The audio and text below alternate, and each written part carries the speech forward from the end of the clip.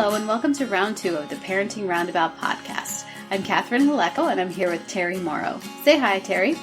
Hello. Usually on this podcast we talk about parenting issues, but once a week, Terry and I like to get together to discuss TV, movies, books, and other entertainment topics, because it's nice to talk about something other than parenting for a change. So this week we continued our Good Place watch and paused our West Wing watch so that we can get coordinated with the West Wing Weekly podcast. Caught back down. Right. But before we go to the Good Place, or the medium place masquerading as the Good Place, it was Disney night on Dancing with the Stars. Yes. So Disney night, I don't know, Terry, I was a little bored. Yeah, somehow. Me too. It's like, well, that was a thing that happened. I really don't know what else there's to say about it. And it's like, the whole thing was sort of underwhelming, and then it ends with nobody going home. So it's like, well, it was nice to get together. The credits were rolling as they were starting to say who was safe. I was like, how in the world are they going to get through this? Because they take so darn long every time.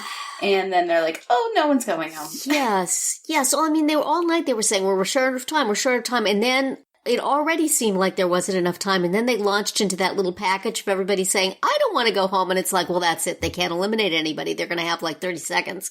Right. So, and then indeed they did not. So. And like, if you're going to do something like that, like do it before people vote, you know? I guess the votes I know it was just a time killer, but. Yeah. But like, I just found it funny that they had this whole like pitch as to why they should stay when the voting was already over and the show was basically over. So complete. More filler in a really, really filler-heavy episode. Yes. I took, a half an hour to eat dinner, and then I was fast-forwarding through commercials, and my husband was saying, are you going to be able to make it? And it's like, there are so many commercials in this thing. Each commercial break is like 3 or 4 minutes. Right. And then we had that whole extra dance from Frozen. Yes. And there was like a big, long promo for High School Musical. Yes. So... And almost every one of the dances had filler, even within the dance. Lots of acting at the beginning, some acting in the middle, lots of troop stuff. More than one dance had something where all the troop lined up in front of the stars so you couldn't see them for like 10 seconds. Yes. So it's like, wow. Even Bruno noticed the mist of hiding footwork that was happening. Yes, threw a little shade on that. I don't know. It was... Lauren Elena was on Bobby Bones' show today and mentioned that this week the dances went up to 2 minutes. So they're longer than they've had in the past. So I guess the pros must have been trying to soften the blow a little bit by taking like 20 of that 30 seconds to do non-dancing things. Yes, lots of faffing about. Right. I think the only dance that was just a dance was Sasha and Allie. So I would give them points for that. But it was... kind of dull, too.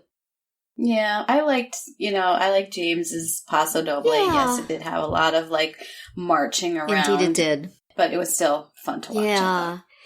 I just felt like the star kind of got lost in all the production a lot of the time. They're all pretty decent dancers, but they're not really great dancers yet. So the more complicated you make it, the more that shows. Right. It emphasizes their talent level. I wish we could have just had shorter dances and had more dance. But, but they were perfectly pleasant entertainment-wise. I mean, the High School Musical number that Kel did was an excellent recreation of the number from High School Musical, but it wasn't a Dancing with the Stars dance. It was jazz. It was Troy and Gabriella. Excellent. Right. I liked that movie, too. So it just seemed like a 2-hour entertainment product rather than, and the judges' comments didn't always seem to reflect, again, what I saw, as we've said. So everybody survived it. Everybody got through it. They did those dances. They wore those awful wigs. They did their thing. And now they can move on to next week and maybe something more substantial, I guess. I would personally, I am no fan of tortured barefoot contemporary. But I want to see Hannah have to do one. Because I don't think that girl cannot smile for 2 minutes. I don't think it is physically possible. I was watching her, and every now and then her face relaxed, and then boing, it came back. So it's like, years of ingrained pageant training. Right. Her mouth is just that way. And I would love to see her have to show another emotion than, stylized happy. Right. I mean, she's already done a tango, and she couldn't really pull it off in the tango. It's just like years of Vaseline on the teeth. I guess the lips just can't stay down anymore. Yeah. But, I mean, she dances very well, but that would be a challenge, I think. Yes, it More would. than any dance they're going to give her. Right. But, it's Disney Week. What are you going to do? What are you so gonna do? Much advertisement for Disneyland. Yeah. Holy cow. Well, at Disneyland and Disney properties of Disney properties, yes. Every show that's going to be on Disney Plus, I think they managed to mention. Yes, well, why not? It's entertaining enough. But yeah. So that was a block of entertainment time. Right. There it was. And I hate the bait and switch on the voting, but, Yes, I hope, again, as with the last time, I hope that everybody knew that. Right. Going in. Or at least had a hunch. So that they weren't all standing there sweating it out. Yeah. Although if they have watches on, they could tell, Right. Somehow. This is not either they're just going to bring a big cane out of the side and, drag somebody off stage, or nobody's going home. Right. Yes. All right. On to next week.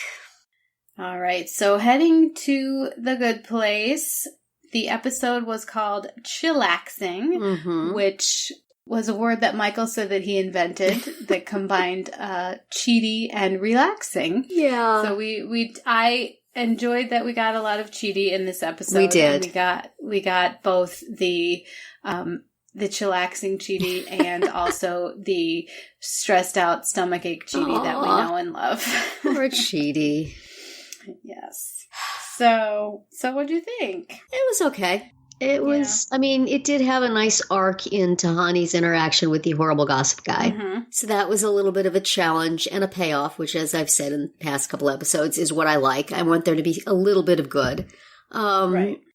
The whole Chidi and Eleanor thing continues to be painful. Yeah. And I also, there was no story reason for Simone and Brent to be completely absent from this episode. Yeah. In fact, one might have expected them to be at the luau.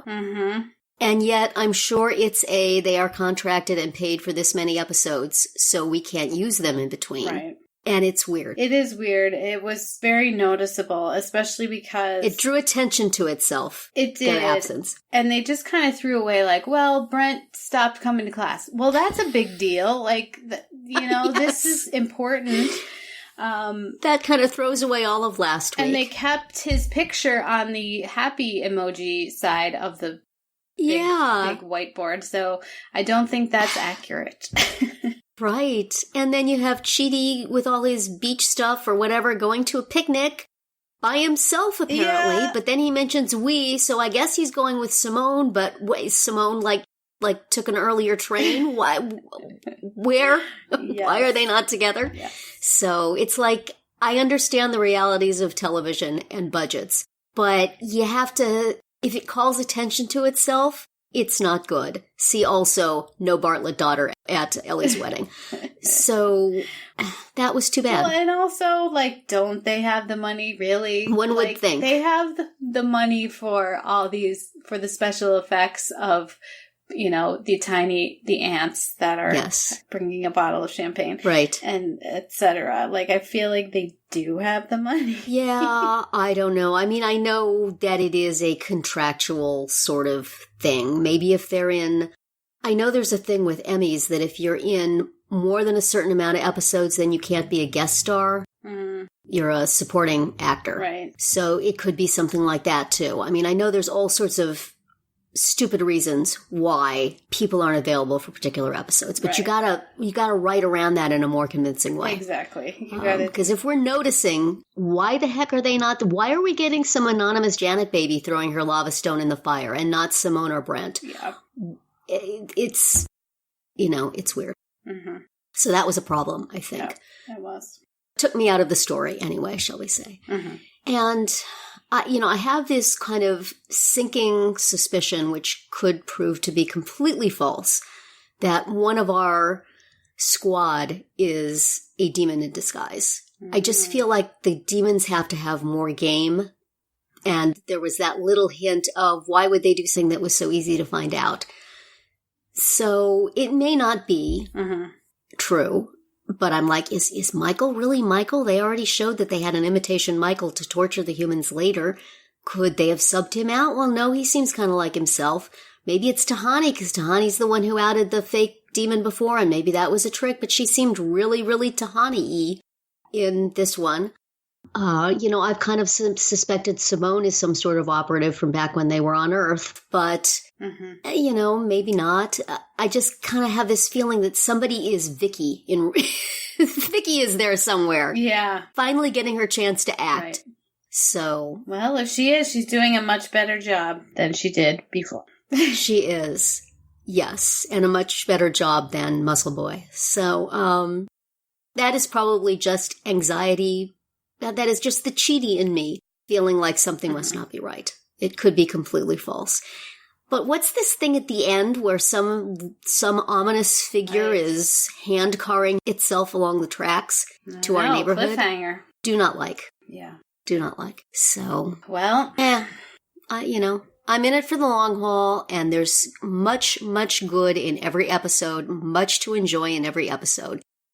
It's like at its highs, it's so wonderful that the ones that are just sort of good are like, exactly. Okay. That was an episode. And then this week's podcast, I felt, was particularly in the mold of, oh my goodness, we're all so wonderful and funny and bright. Yes. That I do not care for also. It didn't give you much background, behind the scenes. Interesting stuff. Yes. It was just like, that was so funny. Oh yeah, remember that line? That was really funny. Oh, and the way you said that line was so wonderful. Oh yeah, you're wonderful too. So okay, fine. Go out to lunch and appreciate each other. But I just don't want to hear it for an hour. Yeah, exactly. Which is not to say they're not all wonderful and funny and bright, but it doesn't enrich us as it's kind of a bad place gig to sit around and talk about it. Yeah, exactly. So. Anyway, well, next week we will continue with week 6 of Dancing with the Stars. Is that like the halfway point? Oh. Could be. I hope so. And episode 4 of The Good Place, Tinker, Tailor, Demon, Spy. Oh dear. And that sounds ominous. It and does also indeed. The West Wing episode, Duck and Cover. Also concerning. Yes. That will be it for our round 2 today. Please subscribe to our Parenting Roundabout podcast so you won't miss any of our episodes. We have something new for you every weekday.